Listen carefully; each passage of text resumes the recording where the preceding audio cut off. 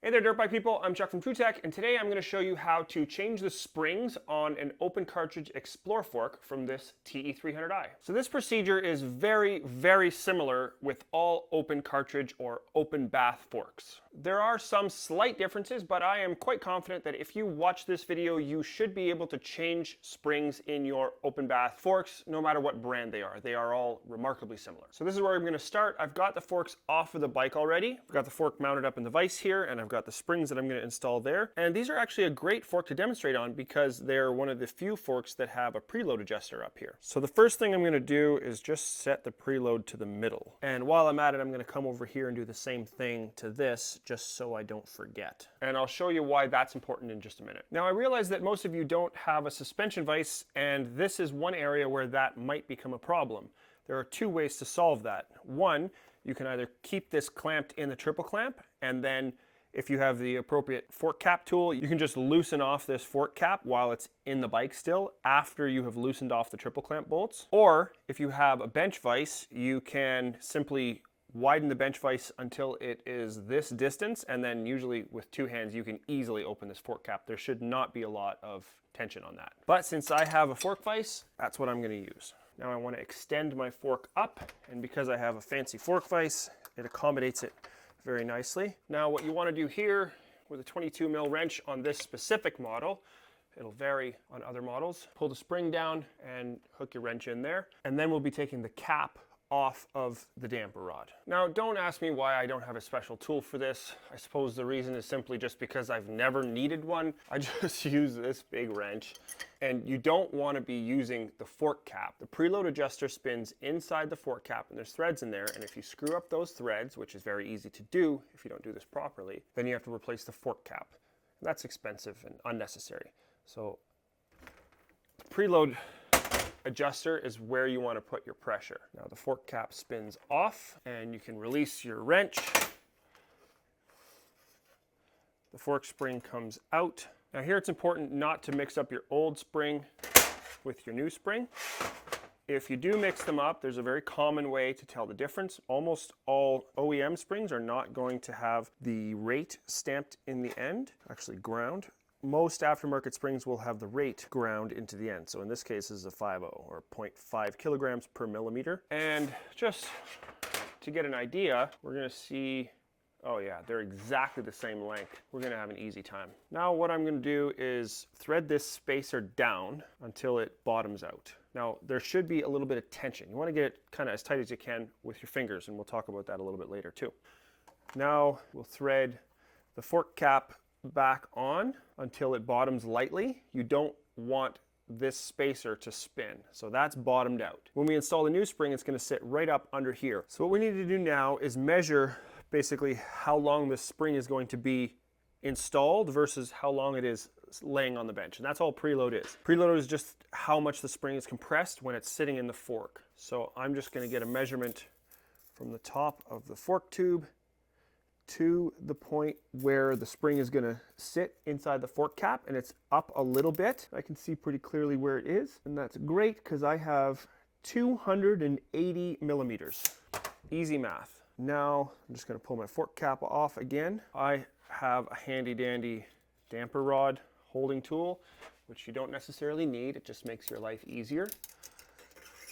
So now what I'm going to do is just measure to the top of my spring.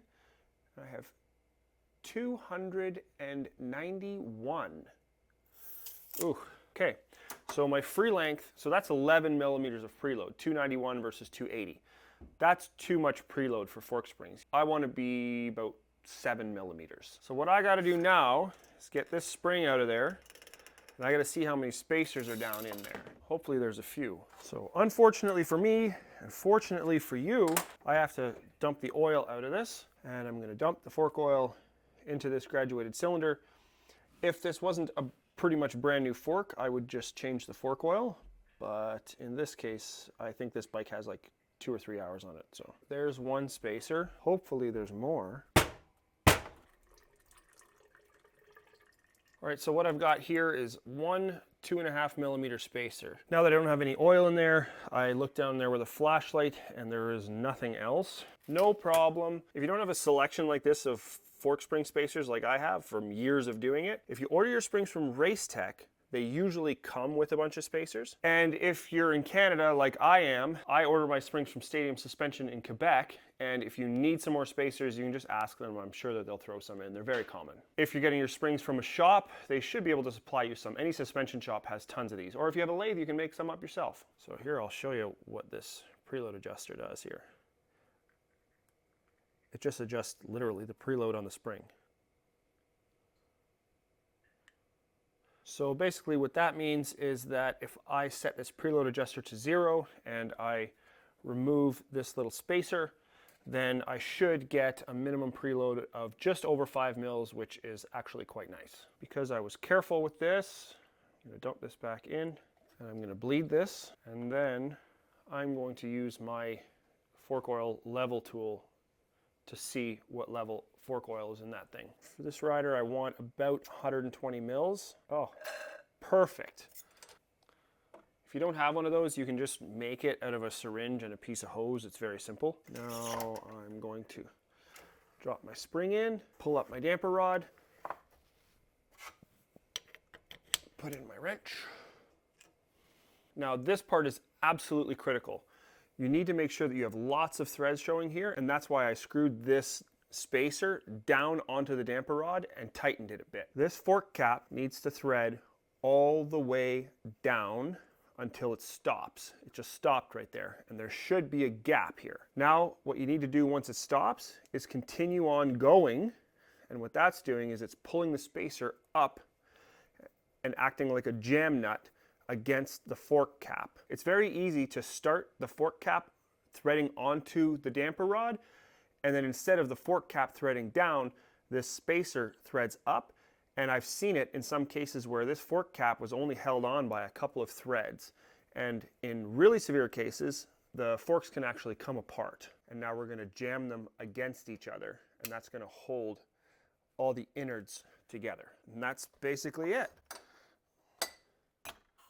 For the second fork tube, I'm not going to assume that the springs are the same. I've found some pretty crazy stuff in OEM setups, so don't assume. Measure both sides. They should be the same. If they're not, have a look at what's going on, and that's all there is to it. If you found this video helpful, I would appreciate a thumbs up, and if you want to see more content like this, go ahead and subscribe and hit the notification bell. If you want to see what I'm doing on a more day-to-day basis, you can find that content on Instagram. Thanks a lot for watching.